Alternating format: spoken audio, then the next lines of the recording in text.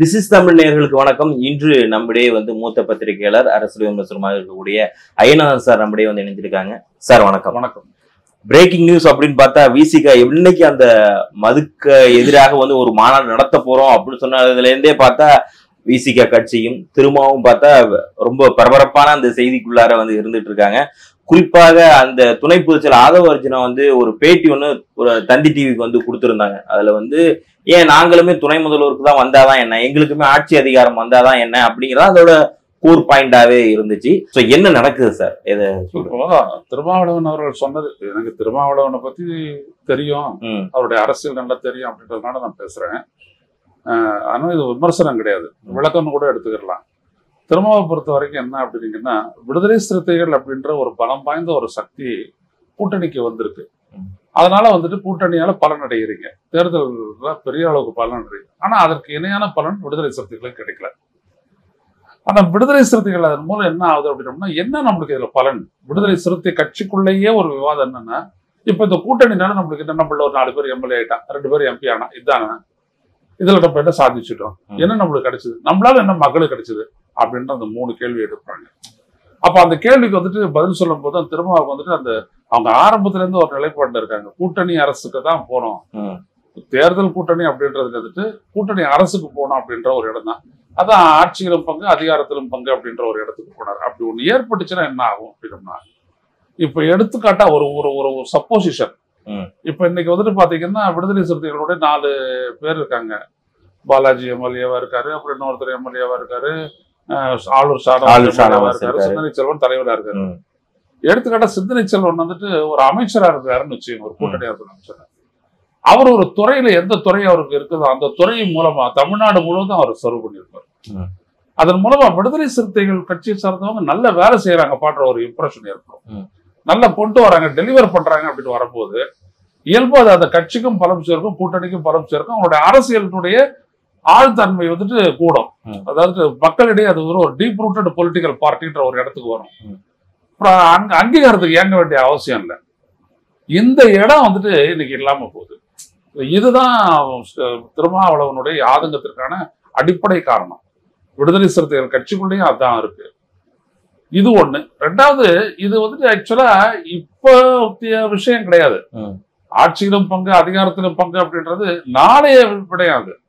2026 எப்படிப்பட்ட அளவு அடிப்படையில நம்ம கூட்டணிக்கு போவோம், அது திமுகவை நீடிக்கிறதா இருந்தாலும் சரி, இல்லாட்டி வேற ஒரு கட்சியோட கூட்டணி அமைக்கிறதா இருந்தாலும் சரி, இல்ல புதுசா ஒரு கூட்டணியை உருவாக்குறதா இருந்தாலும் சரி, இதான் அடிப்படை அப்படின்றதுக்கு அவர் சொல்லியிருக்காரு. இதுதான். இதை பாத்தீங்க அப்படின்னா நம்மளுக்கு நல்லா தெரியும், திமுகவும் ஏற்காது, அதிமுகவும் ஏற்காதுன்னு. ஆனா மக்கள் கிட்ட எக்ஸ்போஸ் ஆகுங்க. இவங்க டெல்லிக்கு போனா டெல்லி கூட்டணியில இவங்களுக்கு என்ன அவ்வளவு சீட்டா இருக்குது, அங்க எடுத்துக்கிறாங்க, மந்திரி பதவி எடுத்துக்கிறாங்க. ஆனா இங்க மறுக்கிறாங்க. இதுனா தலைக்கு ஒரு சீக்கா தாடிக்கு ஒரு சீக்கா அப்படி சொல்லிட்டு மக்கள் பத்திர அந்த விமர்சனம் எழும். இன்னொரு விட என்ன அப்படின்னா, விடுதலை சிறுத்தைகள் கூட்டணிக்கு இப்ப அதிமுக என்ன சொல்லுது, தமிழ்நாட்டு மக்கள் விரும்ப மாட்டாங்க, ஏதோ ஓட்டு போட்டு இவங்க சர்வே பண்ணி பார்த்த மாதிரி சொல்றாங்க. இதெல்லாம் எதுவுமே கிடையாது. இப்ப விடுதலை சிறுத்தைகளை தேர்ந்தெடுக்கிறாங்க அப்படின்னா அந்த கட்சிக்கு ஒரு பொறுப்பு கொடுத்தாலும் அதை ஏற்கிறதுக்கு தயாரா தானே இருக்காங்க மக்கள். எவ்வளவு பட்டியலினத்தார் இன்னைக்கு வந்திருக்கிறாங்க, பஞ்சாயத்தினுடைய தலைவர்களா, பேரூராட்சி ஊராட்சி தலைவர்கள் எல்லாம் வந்திருக்கிறாங்க. அப்ப அவங்களாம் அவங்களுடைய செயல்பாடெல்லாம் மக்கள் ஏற்றுக்கொண்ட நிலையில் தானே அவங்க மேலும் மேலும் ஜெயிக்கிறாங்க, அந்த கட்சியும் வளருது, கட்டமைப்பு ரீதியா பலம் பெறுது. அப்ப இவ்வளவு விஷயங்களும் எங்க அடிப்படுது அப்படின்னோம்னா, கூட்டணியில மட்டும்தான் இடம், ஆட்சியர் இடம் இல்லைன்றது. சோ எதிர்காலத்திற்கான ஒரு நிலைப்பாட்டை தான் அவர் சொன்னாரு.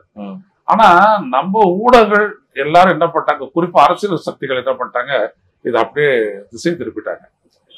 இந்த திசை திருப்பல்ல ஒரு நுணுக்கமான ஒரு அரசியல் இருக்கிறது நீங்க பார்க்கணும். அது என்ன அப்படின்னோம்னா, திருமாவளவன் முன்னெடுக்கக்கூடிய மது ஒழிப்பு மாநாடு, அந்த கொள்கை மக்கள் பத்திர உறுதியா நிலை பெற்று விடக்கூடாதுன்னு நினைக்கக்கூடிய சக்திகள் இதன் பின்னணியில இருந்து இயக்குறாங்களோ அப்படின்ற அதாவது ஒரு சந்தேகம் ஐயா எனக்கு எடுக்கும். அது ஆளுங்கட்சியா கூட இருக்கலாம், இல்ல எது யாரா வேணாலும் இருக்கலாம், ஊடகங்களா கூட இருக்கலாம், பிரபலமான ஊடகங்களா கூட பின்னாடி. திருமாவளவன் மது ஒழிப்பு மாநாடை எப்படி நடத்த போறாரு, அதுல என்ன பிரயோஜனம், அதை பத்தி விவாதமே இல்லை. ஒரு சில இடங்கள்ல மட்டும்தான், டிவிகள்ல மட்டும்தான், மற்றபடி அதை பத்தி. ஆனா திருமாவளவன் அதிமுகவுக்கு இன்விடேஷன் கொடுத்துட்டாரு, கூட்டணி மாற்றமா அப்படின்னு சொல்லிட்டு அப்படி போறதெல்லாம் பாத்தீங்கன்னா இன்னைக்கு அந்த பிரதான பிரச்சனை பின்னுக்கு தள்ளப்பட்டு இது முன்னுக்கு வந்துருக்கு. விசிக திமுக பிளவா அப்படின்ற அளவுக்கு வந்துட்டு அது கொண்டு வந்து நிறுத்துறாங்க. இது எந்த அளவுக்கு போச்சுன்னா ஆதவ அர்ஜுனா வந்துட்டு மேலும் வலிமையா போய் என்ன பண்றாரு, 4 வருஷம் இருக்கக்கூடிய ஒரு அரசியலுக்கு வந்து ஒரு துணை முதல்வர் ஆகும்னா 40 வருஷமா சினிமாவில இருக்கவரே துணை முதல்வர் அவர் நல்ல தெளிவாவே வந்துட்டு அவர் யாரை இண்டிகேட் பண்றாருன்னு தெரியுது. இது திமுக பிரச்சனை. விடுதலை சிறுத்தைகளை பொறுத்தவரை அது திமுக பிரச்சனை. அவங்களுக்கு என்ன இருக்குது அதை சுட்டி காட்டக்கூடாது. என்னை பொறுத்த வரைக்கும் என்னன்னா, உதயநிதி எடுத்தாலும் திருமாவளவனோட ஒப்பிடணுமா, திருமாவளவனுடைய அரசியல் எப்படிப்பட்டது, எவ்வளவு ஆழமானது, அவர் எடுத்துட்டு போட்டு எப்படி தலைவரா ஆவறதுன்றது அவ்வளவு ஒரு சாதாரண உடைய இல்லை. ஒரு துணை முதல்வரா மந்திரியா யார் வேணாலும் ஆயிடலாம். ஆனா ஒரு தலைவரா திருமாவளவனை போன்ற ஒரு நிலைக்கு உயர்றதுன்றது அவ்வளவு சாதாரணம் கிடையாது. அப்படிப்பட்ட ஒரு கஷ்டப்பட்ட ஒரு மேல வந்தவர். எனவே அந்த ஒப்பீடு தவறானது. ஆனா அது வந்துட்டு போதுமான அளவுக்கான ஒரு உரசலை வந்துட்டு திமுகவுக்கும் விசிகாவுக்கும் ஏற்படுத்திருச்சு அப்படின்றதுதான் உண்மை.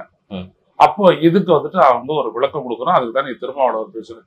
நேற்று வன்னியரசு அப்புறம் ரவிக்குமார் இன்னைக்கு அவரே சொல்றாரு. இருந்தாலும் கூட இந்த உரசல் இதுக்கு மேல பெருசாகுமா இல்லையா அப்படின்றது அடுத்த 2 நாட்கள்ல மேலும் ஒரு விளக்கம் நாங்க கட்சியை கூட்டி முடிவெடுப்போம் அப்படின்னு சொன்னதனுடைய பிறகுதான் இது வந்துட்டு என்ன ஆகுன்றதை நம்ம பார்க்கணும். குறிப்பா சார், ஏன்னா அவர் வந்து ஆதவ அர்ஜுனா வந்து எம்பி ரவிக்குமாராக இருக்கட்டும் இல்ல வன்னியரசாக இருக்கட்டும், இவங்க 2 பேருமே கொஞ்சம் கண்டிக்கிற மாதிரி அவங்க சொல்லியிருந்தாங்க. எம்பி ரவிக்குமார் அவர்கள் வந்து சொல்லியிருந்தப்போ இல்ல இது வந்து அரசியல் முதிர்ச்சியற்ற ஒரு பேச்சாதான் அவரோட இருக்குன்னு சொல்றப்போ, இது ஒருவேளை நம்ம விசிகா கூட்டணிக்குள்ளாரையே ஒரு கட்சி அவங்களுக்குள்ளாரே ஒரு மோதல்ங்கிறத நம்ம பார்க்க முடியும். இல்ல, அதாவது ஒரு நீண்ட கால அரசியல்வாதி விடுதலை சிறுத்தைகளை பொறுத்த வரைக்கும் ஆதவ அர்ஜுனா கிடையாது. ஒரு தூ ரவிக்குமார் மாதிரியோ வன்னியரசு மாதிரியோ இல்ல மற்றவர்களை போலவோ வந்துட்டு அவர் கிடையாது. சோ இவரை விட எல்லாருமே மூப்பு தான். ஒரு துணை பொதுச் செயலாளர் ஒரு பதவி கொடுத்தாரு கூட இவரை விட எல்லாருமே மூப்பு, எல்லாம் முன்னிலையில இருக்கிறவங்க.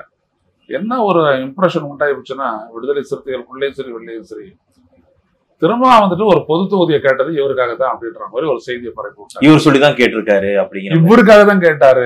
ஓகே, அது ஆக்சுவலா உண்மை இல்லை. நாங்களே இதை திருமாவளவன் கிட்ட கேட்டோம். அப்படிலாம் ஒண்ணும் இல்லையா, கட்சியில நிறைய பேர் இருக்காங்க, 2 தொகுதியிலையாவது ஒரு பொது தொகுதியை கொடுங்க அப்படின்னு கூட நாங்க கேட்டோம் அப்படின்லாம் சொல்றாரு. அதுக்கு என்ன காரணம்னு கேட்கும்போது எங்க கட்சியில அப்படி இருக்காங்க எல்லாருமே, அப்படி இருக்கிறவங்களுக்கு நாங்க இடம் அளிக்க நினைக்கிறோம், அது மக்கள் மத்தியில ஒரு இம்ப்ரெஷன் உண்டாகும், அதுக்கு தான் எதுக்குற மாதிரி மற்றபடி அந்த ஆணையம் குறிப்பிட்டு கிடையாது அப்படின்ட்டாரு அவரு.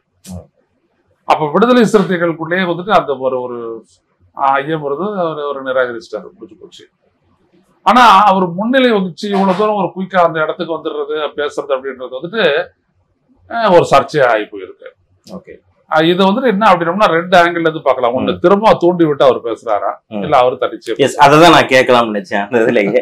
ஏன்னா அவரோட பாயிண்ட் ஆஃப் வியூல ஒரு கட்சி சார்பில் இருக்கக்கூடிய ஒரு விசிகாவோட ஒரு இளைஞர் அப்படின்னு நம்ம அந்த இதுல பாக்குறப்போ, நம்ம ஆதவ அர்ஜுனாவும் ஒரு துடிப்பாக இருக்கக்கூடிய ஒரு இளைஞரோட இதுல இருந்து அந்த அந்த அவரோட கருத்தை நம்ம பாக்குறப்போ, எங்களுக்கும் ஒரு சில இன்னைக்கு வளர்ந்துகிட்டு தான் இருக்காங்க. திமுகவுக்கு இத்தனை % ஓட்டு இருக்கு, அதிமுகவும் நம்ம வந்து அவ்வளவு குறைச்சி மதிப்பீடு செய்ய முடியாது, இத்தனை % இருக்கு அப்படிங்கிறத அவர் முன்வைக்கிறாரு. இன்னமும் நாங்க வந்து இன்னும் 1 சீட்டு 2 சீட்டு அப்படிங்கிறத கேட்டுக்கிட்டு தான் இருக்கணுமா, எங்களுக்குன்னு ஒரு குறிப்பிட்ட ஆதரவு இருக்கு அப்படிங்கிறத ஆதவ அர்ஜுனா சொல்றாங்க. அதனாலதான் வந்துட்டு முதிர்ச்சி அற்றதுன்னு தூர் ரவிக்குமார் சொன்னாரு. விடுதலை சிறுத்தைகளுடைய அந்த வாக்கு சக்தியை வைத்துக் கொண்டு அவர்கள் தனிப்பட்ட முறையில் ஜெயிக்க முடியாது.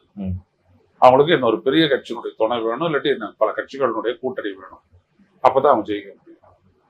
ஒரு 3வது பெரிய கட்சி விடுதலை சிறுத்தைகள், நான் இல்லைன்னு சொல்ல வரல, இப்ப சீமான் இருக்கிறாரு, அதுவும் இன்னொரு பெரிய கட்சி. ஆனா தனித்து 2 ஜெயிக்க முடியுமா? அப்போ இந்த சிக்கல் ஒண்ணு இருக்கிறத வந்து நம்ம உணரணும். ஆனா திருமாவளவன் எதை முன்னிலைப்படுத்துறாரு அப்படின்றத நீங்க பாத்தீங்க அப்படின்னா, மதவாதத்திற்கும் பாசிசத்திற்கும் எதிரான ஒரு அரசியல் சக்தியா தான் விடுதலை சிறுத்தைகள் அவர் முன்னிறுத்துறாரு ஒழிய, ஒரு அரசியல்ல ஒரு இடம் பிடிக்கணும் அப்படின்ற ஒரு இடத்த வந்துட்டு அவரு இந்த தேர்தலை பொறுத்த வரைக்கும் அவர் பண்ணல. ஆனா 26 பொறுத்த வரைக்கும் இந்த நிலை மாறலாம்.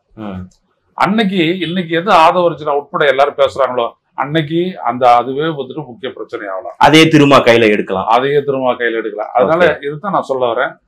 திருமா சொன்ன விடையே வந்துட்டு நாளைய சண்டை. ஓகே, ஆதவ அர்ஜுனா அது இன்னைக்கு போட்டார். ஓகே, சோ முன்னாடியே போட்டார். சோ அதெல்லாம் முதிர்ச்சியற்றது அப்படிங்கறத அதனால அப்படி சொல்றேன். இது ஒரு ஷேடோ பாக்ஸிங் மாதிரி. உடனே ராஜா ஒரு கருத்து சொல்ல, இவர் ஒரு கருத்து சொல்ல. குறிப்பா ராஜா சொல்ற அந்த கருத்தை நான் இப்ப இது பண்ணலான்னு இருக்கேன். அவர் வந்து முழுமையாவே சொல்றாரு. குறிப்பா விடுதலை சிறுத்தை கட்சியில இப்ப துணை முதல்வர் ஒருத்தர் வந்து பேசிட்டு இருக்காரு. நிறைய பாசிச சக்திகள் நம்மை பிளவுபடுத்துறதுக்காக நினைச்சிட்டு இருக்காங்க, பிளான் போட்டுட்டு இருக்காங்க. குறிப்பாக விடுதலை சிறுத்தை கட்சிகளுக்குள்ளாரையே துணை பொதுச் செயலர் ஒருத்தர் இருக்கார். அவங்க கிட்ட அவங்க ரொம்ப கவனமா இருக்கணும் அப்படிங்கிற மாதிரி ராஜாவினுடைய அந்த கருத்து இருக்கு. இதை எப்படி சார் பார்க்கலாம்? ஏன்னா இது ஏற்கனவே நம்ம முன்னாடி பேசிட்டு இருந்தோம். நான் இதே கேள்வி உங்கள்கிட்ட இன்டர்வியூல ஒரு கருத்து வந்து ஒருத்தர் சொல்லும் போது அந்த கருத்து உங்களுக்கு ஏற்புடையதா இல்லை அப்படின்றத மட்டுமே சொல்லணும். ஆனா அந்த கருத்து கூறியவரை பற்றி ஒரு பின்னணியை சொல்றீங்க அப்படின்னா அதுக்கு ஆதாரத்தை சொல்லணும். அப்படி சொல்லாம வந்துட்டு இவருக்கு பின்னாடியும் சங்கி இருப்பாங்க அப்படின்னு சொல்றதை எப்படி ஏத்துக்க முடியும்? ஆமா, அதைதான் இப்ப திமுகவினர் எல்லாருமே சமூக வலைதளங்களை பாக்குறப்போ ஆளவர்ஜினா ஒருவேளை பிஜேபி சொல்லிதான் இங்க வந்திருக்காரோ அப்படிங்கிற ஒண்ணு கட்டமைக்கப்படுது. இல்ல அப்படி எல்லாம் வந்துட்டு திருமாவளவனையா விடுதலை சிறுத்தைகளை ஏமாத்த முடியும்? எக்ஸ்போஸ் ஆயிடும். உங்களுக்கு இந்த வீடியோ பிடிச்சிருந்துச்சுன்னா லைக் பண்ணுங்க, கமெண்ட் பண்ணுங்க, மறக்காம திஸ் இஸ் தமிழ் சேனலுக்கு சப்ஸ்கிரைப் பண்ணுங்க.